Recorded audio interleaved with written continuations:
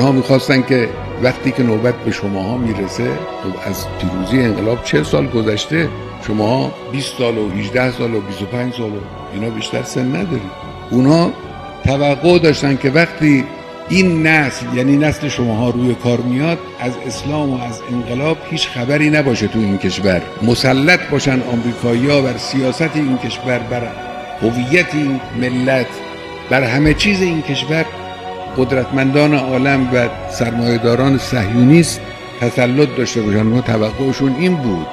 با این نیت مبارزه رو شروع کردن، با این نیت جنگ رو انداختن، با این نیت حملات بعد از جنگ، حملات نرم و سخت خودشون رو ادامه دادن تا امروز نتیجه چی شده؟ نتیجه این شده که در میان این نسل کسانی هستند که از نسل اول به مراتب برای عقب راندن دشمن آماده ترند.